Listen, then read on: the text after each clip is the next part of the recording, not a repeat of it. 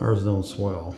I mean, again, I haven't had a callback on the product for its swelling. So technology's really come a long way in the composite decking world in the last, I'd say, 5 to 10 years, probably 10 years, in that they're a lot tighter. The cap of the material typically encompasses the whole board, so they're not anymore nowadays. They're not really swelling.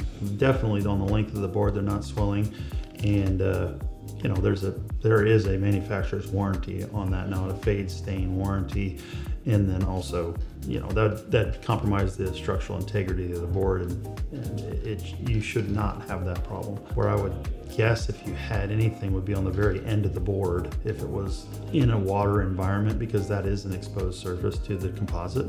That's really the only one. I haven't seen the swollen boards in the TimberTech product, even in some of their older installations. It'd have to be an extreme situation of putting it in water, doing something outside of the installation that you shouldn't be doing anyways.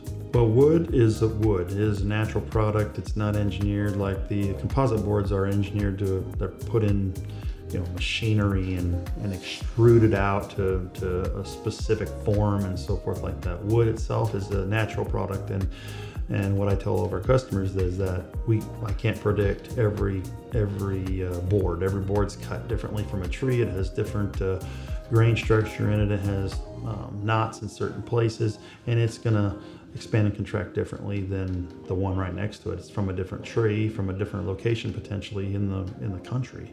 So there's a lot more variability when it comes to the natural wood than there is in the composite. You get way more consistent product in the composite side. So wood can move, wood can bow, it can do a lot of these things, but we can't control that. There's nothing really we can do. You want a treated product, meaning it's got to be treated with some sort of pressure treated chemical in it so that it doesn't completely break down immediately and bugs can't bite into it. But the whole aspect of it, some wood will cup this way.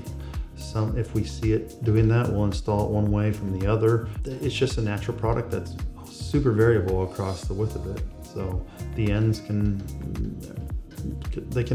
every single one can act a little bit differently. We do everything we can to install it to where it doesn't have as much of a chance to do that. But definitely there's way more variability in wood than there is in a composite.